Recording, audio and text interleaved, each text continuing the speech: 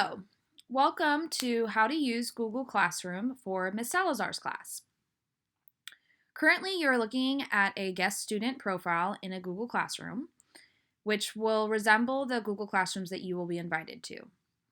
Each student in Ms. Salazar's class during this time is going to have their own Google Classroom with the teacher. So normally, Google Classroom, I would have one classroom where then I have invited multiple students to join. But for the sake of creating individual assignments and activities for each of my students, I'm creating one classroom per student. So that means all of the communication and all the assignments and anything that is shared via Google Classroom will strictly be between the student or the parent that is navigating it and Ms. Salazar. There will be no other students on the Google Classroom that you are invited to. So for this sample, this is a guest student. Right now we are on the home page or the stream, which is kind of like a feed where the teacher, which is myself, Ms. Salazar, I will post announcements or comments or just kind of anything that I feel that I would like to share with you. And it kind of shows up as a feed. So this is my first item that I posted on this stream, which was basically welcoming and asking for the student to post a comment. So I'm going to show you how to do that. So this is the homepage with the stream. And so when you see Ms. Salazar post anything, you can feel free to comment. So you simply just add a class comment and you can say hello and respond however.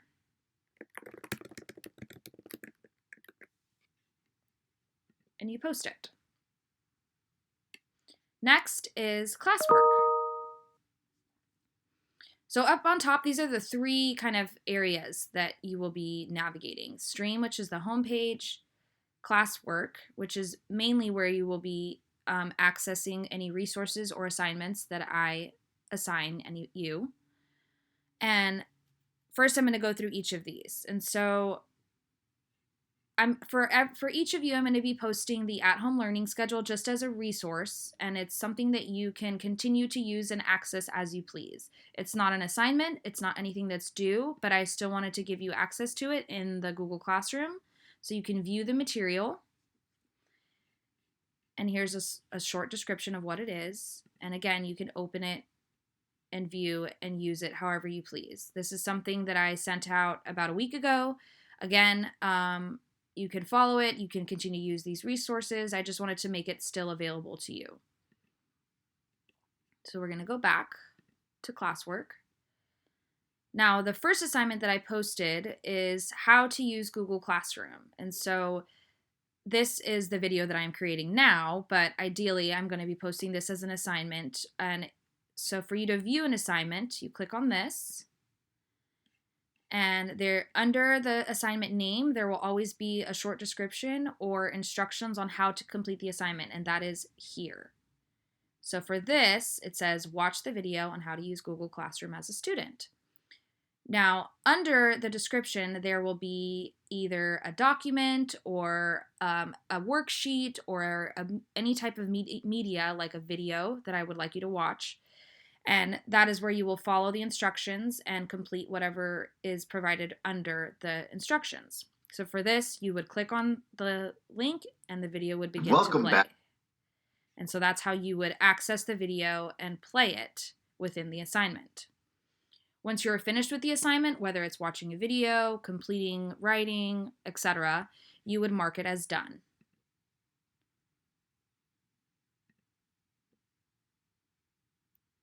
Okay?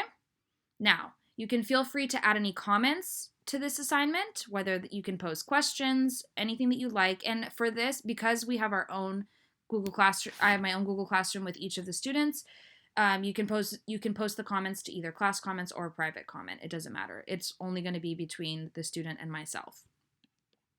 Now let's go back to another assignment. And this is how most of the assignments are going to be looking for you, for most of the students. Again, it's going to be very individual for each student, but for a lot of you, I plan or I hope to make schedules either daily or weekly, whatever you prefer.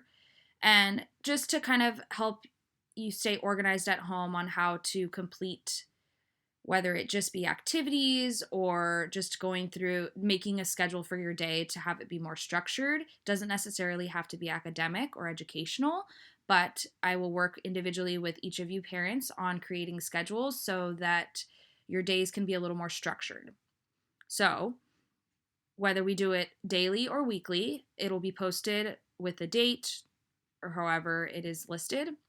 So, you would view the assignment. Again, there's going to be a short description or instructions on how to complete it. So for this, it's please complete each item on your schedule for today.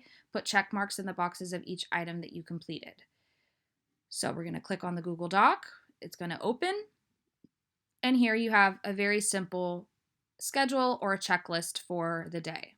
Again, this is just a sample, but let's say I provided these type of activities, and as you completed each of them, you can right click to put a check mark, or if that is too challenging and you can't figure out how to do that, you can always just type in done. You are free to edit this document and you can add in whatever you would like. Changes are saved to Drive automatically, so you do not need to share it or save it, anything like that. All you need to do is you can edit it however you'd like as you proceed through the day, and then you can press X, it'll save. And once you're completed, you can mark it as done. Now, I'm going to go back because let's say for during Monday, one of the items is to do the spelling activity right here.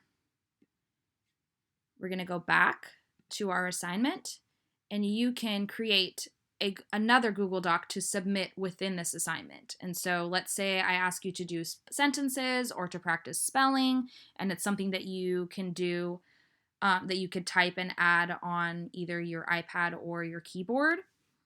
Then you can open this doc and complete the assignment there, or create a doc and complete the assignment. That's just in addition to putting the check marks in the actual schedule.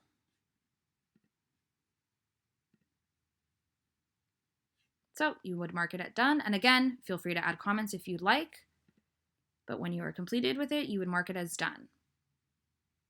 And really, this is just to let me know that you are viewing these things. Maybe you are doing some of the things, maybe you're not. And so that's why I put check marks in the boxes of each of the items that you completed. Obviously, because we are kind of staying at home, and I understand that the home right now can be kind of crazy with all of us kind of cooped up. So again, just let me know what you did do, and it's okay if you didn't do any of it. Just put check marks on the things that you did do so that I can have an understanding of what it is that you are able to access and are successfully able to complete. And that way I can kind of change it as I go along to put items on the schedules that are easier for you to do. So we're going to go back to the home page, and that's about it.